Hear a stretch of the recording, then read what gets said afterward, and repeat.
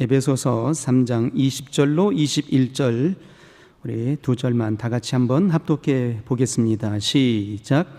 우리 가운데에서 역사하시는 능력대로 우리의 온갖 구하는 것이나 생각하는 것에 더 넘치도록 능히 하실 이에게 교회 안에서와 그리스도 예수 안에서 영광이 대대로 영원 무궁하기를 원하노라. 아멘.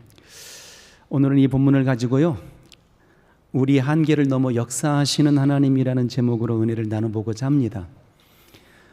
보통 우리는 저마다의 한계를 갖고 있거든요.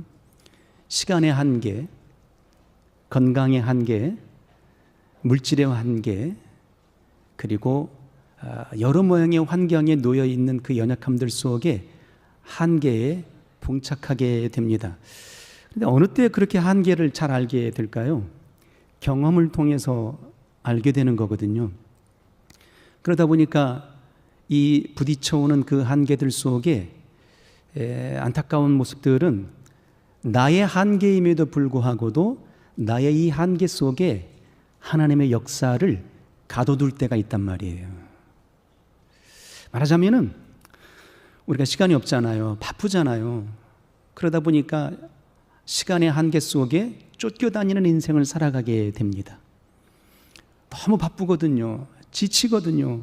그러면 결국 그 바쁘다라는 시간의 한계들 때문에 어떤 모습으로 신앙의 역사가 펼쳐지게 될까요? 새벽기도 못하겠어. 저도 제일 힘든 게 새벽기도거든요. 정말 하기 싫거든요. 3시면 일어나야 되고 늦어도 3시 20분이면 일어나야 돼요. 너무 힘들거든요. 시간의 한계들 속에 내가 피곤하다는 그 한계로 하나님의 역사를 가둬두려고 하는 거예요. 금요기도에 잘 나오십니까? 잘 안 하죠. 왜일까요? 내가 지금 시간이 쫓기고 내가 지금 피곤하다라는 그런 이유 때문에, 나의 한계 때문에 하나님의 역사하심을 가둬두는 거예요. 더 이상은 안 돼요. 더 이상은 못하겠어요 하는 거거든요. 더욱더 물질의 한계, 또 건강의 한계들 속에 우리를 자꾸만 하나님의 역사를 가둬두게 되는 모습으로 잘못된 길을 걷고 있더라라는 얘기입니다. 자, 그런데 우리가 믿는 하나님은 어떤 분이신가요? 광야의 길을 내시는 분이시잖아요. 사막의 강을 내시는 분이시거든요. 다시 말하게 되면 한계를 넘어서 역사하시는 분이시란 말이에요. 한계가 없는 분이시고 시작도 없고 끝도 없는 분이시잖아요. 영원전부터서 영원까지 계시는 분이란 말이에요. 흑암의 세계 속에서 빛이 있으라 명하시니 놀란 빛의 세계가 펼쳐져 보여지는 역사가 펼쳐지게 되었단 말이에요. 다시 말하면 하나님은 한계를 넘어서 역사하시는 분이란 말이에요. 그런데 우리는 내 생각의 한계 속에 하나님을 가둬둬요. 내 기도의 한계 속에 하나님을 가둬둬요. 내 환경의 한계 속에 하나님을 가둬두려고 한단 말이에요. 그리고 우리는 이렇게 고백하게 되죠. 나는 알 수 없어요. 내 능력이 이것밖에는 안 돼요. 난 가진 게 이것밖에는 안 돼요. 내가 할 수 있는 게 이게 전부예요 라고 내 모든 세계를 하나님의 세계로 퉁치려고 한단 말이에요. 얼마나 모순적인 이야기들입니까? 아브라함의 역사를 한번 보세요. 100세가 되었습니다. 사라의 나이가 90세입니다. 이미 경수가 끊어진 지 오래되었다라고 성경은 그렇게 기록합니다. 아이를 낳을 수 있는 삶이 아니었던 거예요. 이미 생명을 이어갈 수 없는 존재였던 겁니다. 그렇게 한계의 끝자락에 하나님의 역사는 시작되었잖아요. 그 한계를 넘어서 하나님은 역사하시는 거예요. 이스라엘 백성들이 광야로 출애굽하여 나오게 되었습니다. 출애굽기 보니까 말이죠, 모세의 노래, 미리암의 노래라고 해서 감동과 감격의 노래를 불러요.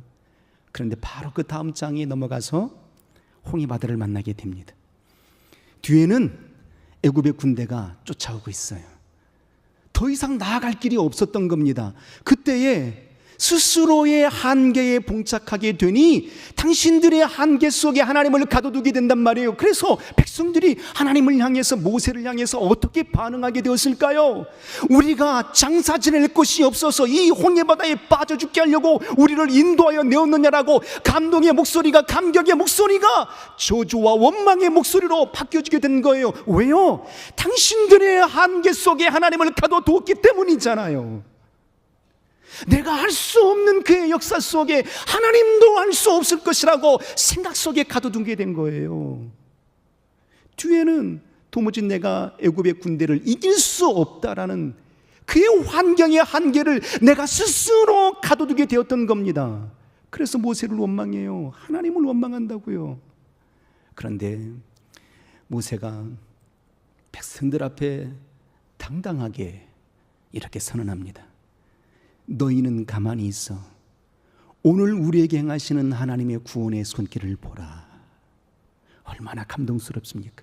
모세의 믿음은 어떤 믿음이에요? 당신의 생각의 한계 속에 능히 우리는 그 홍해바다를 건널 수 없죠. 능히 애굽의 군대를 이길 수 없단 말이에요. 이게 내가 갖고 있는 생각의 한계고 환경의 한계였단 말입니다. 그렇지만 하나님은 환경의 모든 한계를 넘어서 역사하시는 분이심을 모세는 알잖아요.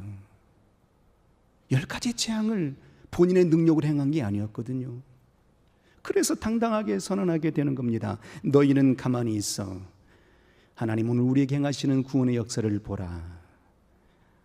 그 한계의 끝자락 속에서 하나님이 어떻게 역사를 하십니까? 밤새도록 동풍을 일으키세요. 홍해바다를 마른 땅이 되게 하신단 말이에요. 그리고 그 땅을 건너가게 하신단 말이에요. 이게 바로 한계를 넘어서 역사하시는 하나님의 손길입니다. 할렐루야. 우리가 믿는 하나님이 어떤 분이시냐는 거예요. 내 안에 계신 주 예수 그리스도, 그분이 어떤 분이냐 이 말이에요. 우리가 8월달은 교회의 지경을 넓히는 달이거든요. 나의 신앙의 환경을 넓히는 달이란 말이에요. 교회의 지경을 넓히는 달이란 말이에요. 그런데 우리는 여전히 내 생각의 한계 속에 하나님을 가둬두고 있어요. 내 가정에 역사하시는 하나님, 우리 교회에 역사하시는 하나님을 내 생각의 범주 속에, 내 기도의 범주 속에, 내 환경의 범주 속에 가둬두고 있단 말이에요. 이 얼마나 모순인가 하는 거죠. 마가복음 5장에 보게 되면요, 회당장 야이로의 딸이 죽습니다. 예수께서 그 딸아이, 죽은 딸아이 앞에 서게 되었죠. 이미 생명이 끝나버렸어요. 절망의 끝이라고요. 그런데 예수께서 이렇게 말씀하십니다. 그들의 생각의 한계를 넘어서는 말씀을 하신단 말이에요. 이 아이가 죽은 것이 아니라 잔다. 사람들은 비웃었거든요. 이미 죽었는데 잔다니. 그리고 그 아이의 손을 잡고 달리다쿰 하셨어요. 그 죽은 소녀가 일어나게 되고 식사를 하게 되는 역사를 본단 말이에요. 그러니까 하나님은 어떤 분이세요? 한계를 넘어서 역사하시는 분이시란 말이에요. 오늘 우리 환경이 처절하고 절망스러운 환경일 수 있습니다. 우리 개혁교회의 모습도 처절하고 어려운 환경일 수 있단 말이에요. 그래서 많은 사람들이 말하거든요. 우리는 안 돼. 우리는 어려워. 그리고 보통 이렇게 얘기합니다. 우리 교회의 규모에 비해서 연로하신 분들은 많은데 젊은 사람들이 적어. 그러면 우리 교회의 미래가 밝지 않아 라고 그렇게 말하거든요. 물론 보여주는 현상은 그러합니다. 그런데 이건 나의 생각이잖아요. 내가 보는 환경의 모습들이잖아요. 그러나 하나님이 보는 세계의 역사는 다르다 하는 거거든요. 우리가 능히 있어서 개혁의 역사로 나왔습니까? 내가 지혜가 있어서 예수 그리스도를 영접하게 되었습니까? 내가 힘이 있어서, 권세가 있어서 영광의 주의를 감당하는 이가 되었습니까? 아니잖아요. 우리의 한계를 아시는 하나님께서 그의 한계를 넘어서 역사하셨기 때문에 우리가 지금 신앙의 걸음들을 걷고 있는 것 아니겠습니까? 그러므로 범사에 우리의 한계를 넘어서 역사하신 하나님을 온전히 신뢰함으로 나아가는 복된 역사 펼쳐지기를 주님 이름으로 축복합니다. 오늘 에베소서 3장 20절과 21절 본문으로 삼고 보고 있잖아요. 에베소서는 어떤 장면입니까? 바울의 옥중서신입니다. 생애 끝자락에 로마 감옥에 갇혀서 생의 마지막을 지금 준비하고 있는 그때인 겁니다. 그런데 지금 감옥 속에 그 침울하고 암울한, 감옥 속에 갇혀 있어서 내일을 알 수 없는 처지에 놓여 있는 그 절망스러운 환경 속에서 지금 사도 바울은 에베소에 있는 성도들에게 이렇게 서신을 써 내려가게 되는 겁니다. 하나님은 우리 안에 역사하신다. 우리의 생각을 넘어서, 우리의 기도를 넘어서 능히 하실 분이시다라고 말하고 있는 겁니다. 얼마나 감동스러운 고백입니까? 아니, 지금 당신이 할 수 있는 게 아무것도 없잖아요.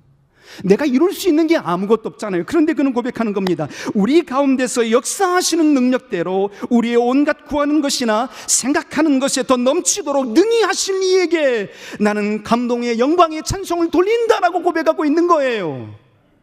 이게 우리가 배워야 될 신앙이에요. 우리가 간직해야 될 믿음의 역사의 모습이라고요. 이 시대를 살아가는 모든 신앙, 그리고 오고 오는 모든 믿음의 세대들을 향하여서 우리가 당당하게 증거하고 되뇌어야 될 믿음의 모습이라고요. 그런데 자꾸만 우리가 나는 못해요, 나는 연약해요, 나는 알 수 없어요 라고 스스로가 좌절하지 마시고 우리 환경을 넘어서 역사하신 하나님을 바라볼 수 있고 기대할 수 있는 삶이 되길 원합니다. 그래서 성경 66권의 모든 내용이 어떤 내용들이에요? 성경 66권의 모든 내용들은요, 우리 인생의 가능성에 대해서 기록한 내용들이 아니잖아요. 환경을 넘어서 역사하시는 하나님의 놀라운 일들에 관한 기록의 역사의 내용들인 거예요. 그 내용들을 우리가 눈으로 보았고 직접 경험해 본 자가 되었잖아요. 그런데 왜 자꾸만 우리는 내 환경 속에 한계를 그어놓고 그 한계 속에 하나님을 가둬두려 하느냐 하는 얘기예요. 오늘 우리의 모습이 여전히 변화되지 않을 수 있습니다. 내가 겪는 고난이 바뀌지 않을 수 있습니다. 그런데 하나님께서는 놀랍게 역사하실 겁니다. 언제요? 하나님의 때에. 그 때를 바라보고 우리는 가는 거잖아요. 그러므로 온전히 달려가는 믿음의 역사 이어지기를 원합니다. 보세요, 바울이 믿는 하나님의 세계가 어떤 세계였는지 한번 볼까요? 성경 자막 부탁합니다. 20절 우리 다 같이 한번 읽어볼게요. 얼마나 감동스러운 역사인지 바울의 믿음과 나의 믿음을 한번 견주어 보세요. 나의 믿음은 어떤 믿음이고 바울의 믿음은 어떤 믿음일까? 그 믿음이 나의 믿음이 되길 소원하므로 우리 20절 한번 읽겠습니다. 시작. 우리 가운데서 역사하시는 능력대로 우리의 온갖 구하는 것이나 생각하는 것에 더 넘치도록 능히 하실 이에게입니다. 하나님은 어떤 분으로 보고 계시는가요? 우리 가운데서 역사하시는 능력대로 우리의 뭐 하는 것이나 온갖 구하는 것에 더 넘치도록 능히 하실 분이라고 그랬어요. 우리의 온갖 구하는 것, 그러니까 하나님은요, 우리의 기도를 넘어서 역사하시는 분이시란 말이에요. 하나님의 능력은 이 정도예요 라고 하는 것은 무엇으로 말하는 겁니까? 내 기도에 응답을 받게 되게 되면 하나님은 그런 분으로 보는 거거든요. 그런데 결국 그 역사의 분량도 뭐예요? 내가 기도한 분량만큼 하나님을 생각하는 거거든요. 모세는 홍해바다를 갈라냈어요. 하나님의 역사하심으로 말미암아서. 그러니까 사람들은 뭐라고 생각할까요? 아, 하나님은 홍해바다를 갈라주시는 분쯤으로 생각하는 거예요. 그래서 광야에서 물이 없을 때, 목말라 있을 때에 하나님을 원망하잖아요. 왜요? 하나님은 홍해바다만 갈라주시는 분이라고 당신의 생각 속에 가둬둬 버렸기 때문이에요. 그런데 하늘에서 만나를 내려주시잖아요. 반석에서 물을 내주시잖아요. 우리 하나님의 역사는 우리가 구하는 것 위에 역사하신 분이시란 말이에요. 사무엘상 1장을 보게 되면 사무엘의 어머니 한나의 이야기가 나옵니다. 그의 남편이 엘가나예요. 부인이 둘이었거든요.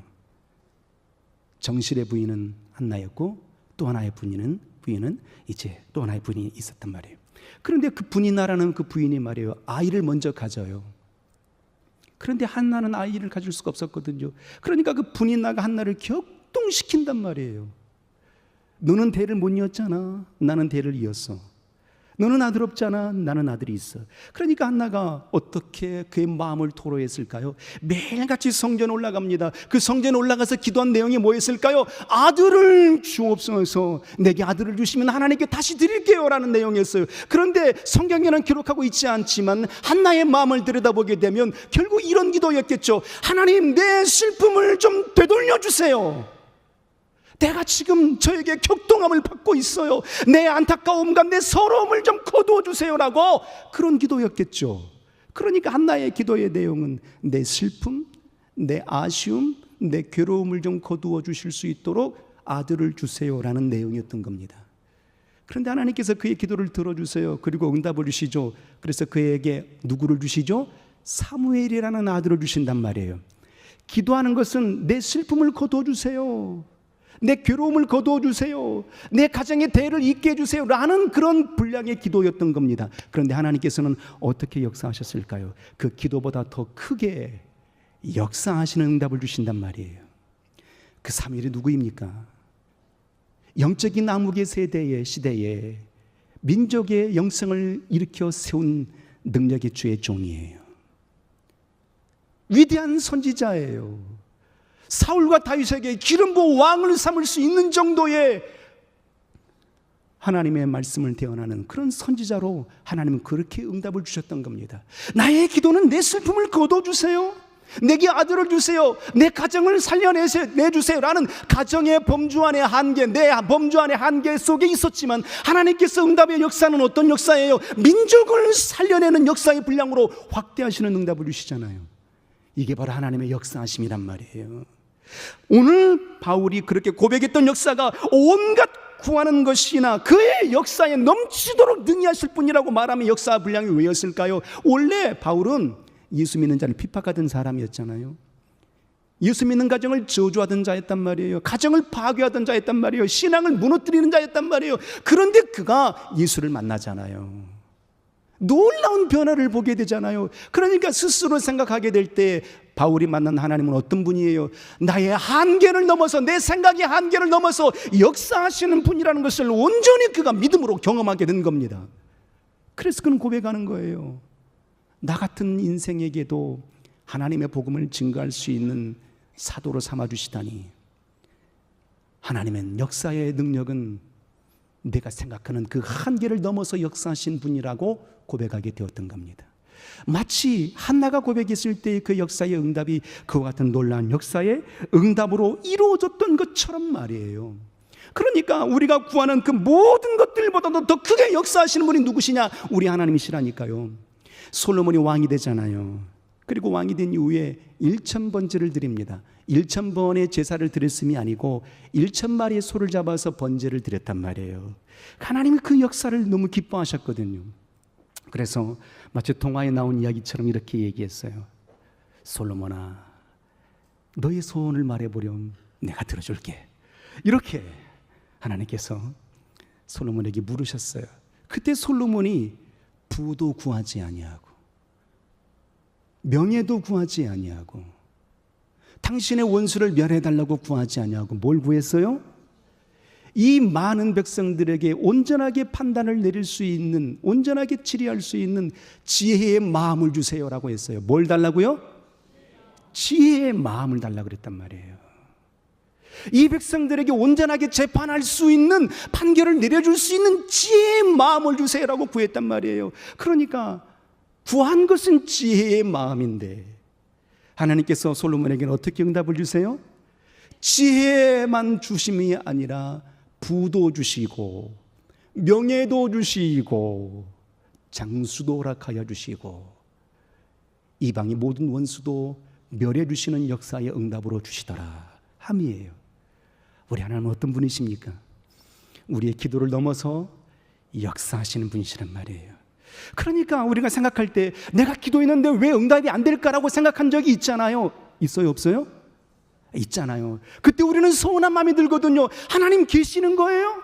우리의 기도를 들어주시는 분이시라면서요. 그런데 왜 응답 주시지 않는 거예요? 라고 그렇게 항변할 때가 있단 말이에요. 이건 우리의 생각이죠. 하나님은요, 때가 되면 주시는데 어떤 걸 주시길 원할까요? 좋은 것, 더 좋은 것을 주시려고 기다리시는 거거든요. 그래서 때로는 거절하심도 응답인 거예요. 한 꼬마 아이가요, 소풍을 다음 날이면 소풍을 가게 됩니다. 그래서 집에 돌아와가지고 아빠 엄마에게 얘기하는 거예요. 아빠 엄마, 나 내일 소풍 가는데 엄마 김밥 하나만 싸줘, 이렇게 얘기하는 거예요. 김밥 하나만 싸줘. 그럼 엄마는 어떻게 할까요? 너 내일 소풍 가는구나 하고 김밥만 달랑 하나 싸줄까요? 아니잖아요. 예쁘게 김밥도 싸주고 과일도 싸주고 간식도 싸주고 거기다가 아빠는 용돈까지 넣어주네. 이게 바로 하나님의 마음이란 말이에요.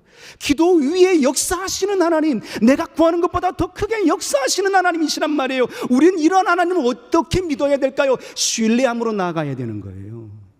요동치 아니함으로 나아가야 되는 거예요. 내가 거절하여 내 발걸음을 제한하는 것이 아니라 말이죠. 왜 응답 주시지 않는 거예요? 라고 항변하는 것이 아니라 하나님은 더 좋은 곳으로 주시길 원하심으로 기대하고 계심이거든요. 그래서 우리는 끝까지 하나님을 믿고 신뢰함으로 요동치 아니함으로 믿음의 걸음을 걸을 수 있는 복된 심령이 되시기를 주님의 이름으로 축복합니다. 보세요. 우리가 구하는 것 위에 더 크게 역사하신 분이라 그랬잖아요. 그러니까 오늘 당장 우리에게 응답이 없다 할지라도 내일의 세계는 또 다른 하나님의 응답의 세계로 펼쳐지는 거예요. 왜냐하면 내가 생각하는 것보다 하나님은 더 크시거든요. 내가 계획하는 것보다 하나님의 계획은 더 넓으신 분이시거든요. 내가 고민하는 분량들보다 하나님의 응답의 역사의 세계는 높고 위대하시거든요. 그래서 끝까지 주의 역사하심을 믿고 나아가는 신앙의 걸음이 될 때에 우리의 영적인 지경이 넓혀진단 말이에요. 다시 본문 한 번 더 읽어보도록 하겠습니다. 20절. 우리 온갖 구하는 것이나 다음에 뭐가 나오는 거죠? 자, 20절 한 번 더 읽어볼까요? 시작. 우리 가운데서 역사하시는 이의 능력대로 우리의 온갖 구하는 것이나 생각하는 것에 더 넘치도록 능히하실 이에게. 온갖 구하는 것, 그러니까 우리에게 기도보다도 더 크게 역사하시는 분이시고 더 나아가서 뭐라고 얘기하고 있어요? 생각하는 것에 넘치도록이라고 말씀하고 계시는 거예요. 내가 생각하는 것보다도 더 넘치도록 역사하시는 분이시다. 우리가 구하는 것들보다 더 심각한 분량이 무엇인지 아십니까?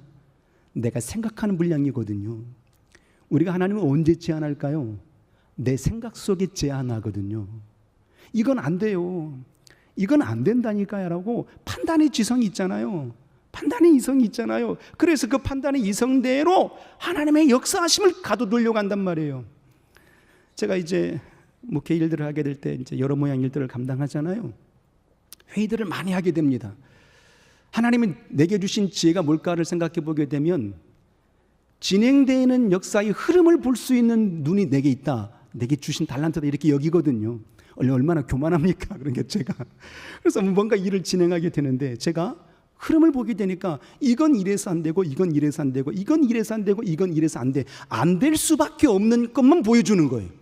그래서 제가 아주 지혜로운 것처럼 아주 똑똑한 사람인 것처럼 이야기를 했죠. 이건 이래서 안 되고요. 이건 이래서 안 돼요. 이건 이래서 안 되는 거예요. 이건 이래서 안 되는 거예요. 라고 안 되는 분량만 얘기했거든요. 제 마음속에 어떤 마음이 들었을까요? 야, 난 똑똑해. 어떻게 이런 지혜가 있을까? 야, 보는 판세를 알잖아. 라고 그렇게 당당하게 얘기를 했거든요. 그런데 어느 선배 목사님이 이렇게 얘기하는 거예요. 이건 하나님의 일이에요. 하나님의 일이에요. 이 일은 성공되어야 돼요. 하나님께 영광이 되어야 돼요. 라고 말씀하시는 거예요. 그때 제가 순간에 뒤통수를 한 대 탁 맞는 듯한 느낌이었어요. 그렇구나. 이게 하나님의 일인데 내 생각 속에 하나님의 역사를 가둬둬 버렸구나. 그리고 오히려 안 되기를 기대했구나. 그 일이 망하기를 기대했구나 라는 거였어요. 만약의 경우에 내 생각대로 된다면 어떻게 되는 거예요? 하나님의 일이 제한되는 거거든요. 무엇 때문에 제한될까요? 내 생각 때문에 제한되는 거거든요.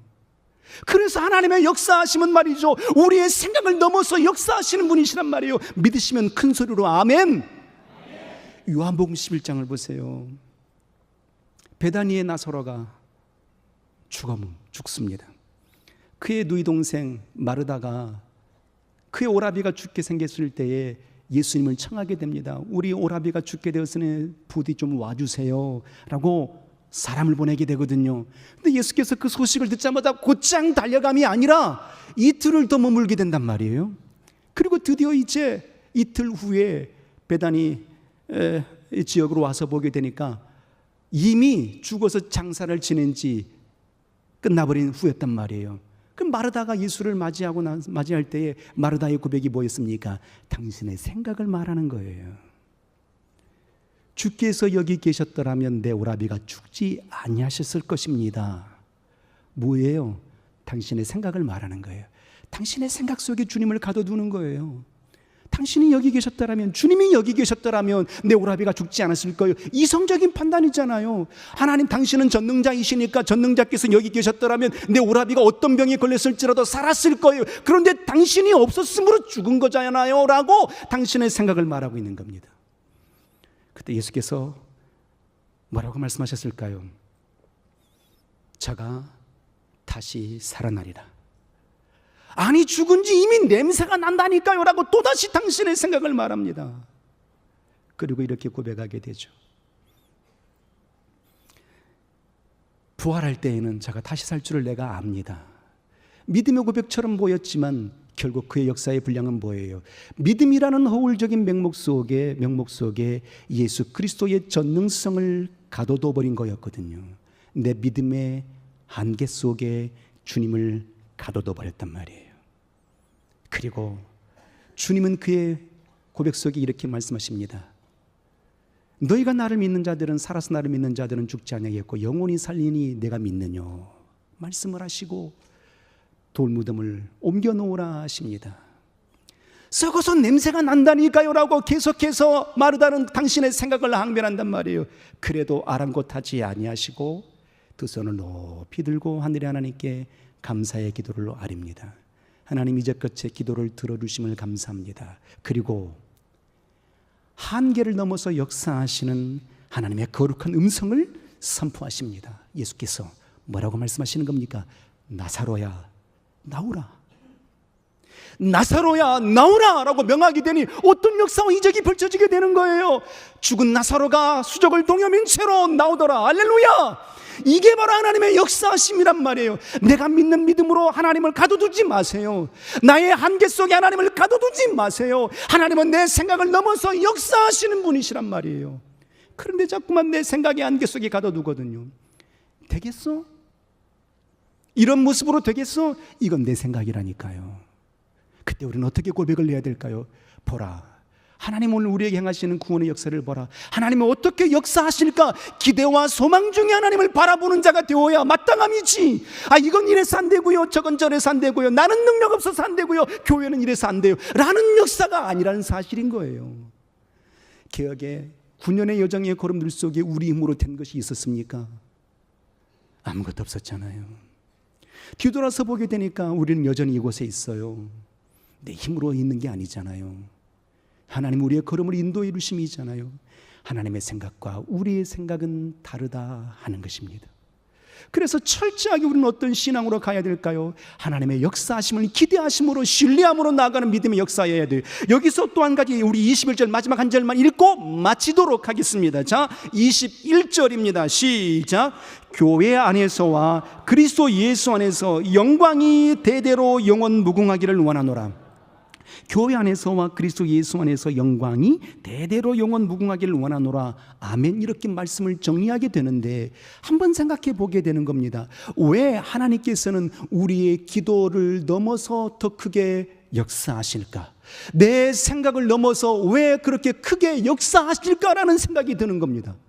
내가 구하는 것만 주셔도 되고 내가 생각하는 범주 안에서만 이루어 주셔도 감사 무지할 터인데 왜 하나님께서는 내가 구하는 것 위에 내가 생각하는 것에 넘치도록 부어주시는 역사의 능력을 행해 주실까 하는 생각이 드는 거예요. 왜 그랬을까? 왜 그럴까 하는 거예요. 바울을 잘 나가게 하기 위해서요? 우리를 위대하게 높여주기 위해서요? 우리를 성공시켜 주시기 위해서요? 우리 이름을 높여주시기 위해서요? 그게 아니더라는 얘기예요. 왜 응답하는 것을, 기도의 응답을 더 크게 주시고 우리의 생각하는 것보다 더 크게 역사하실까? 그의 이유의 중심은 단 한 가지입니다. 오늘 바울이 고백하잖아요. 그리스도 예수 안에서 영광이 대대로 영원 무궁하기를 원합니다. 그리스도 예수의 이름의 영광을 돌리고자 원하심으로 우리에게 기도하는 것들보다도 생각하는 것들보다도 더 크게 역사하시는 분이시란 말이에요. 내 이름이 드높여지길 원하심으로 응답 주시는 것이 아니라는 사실이에요.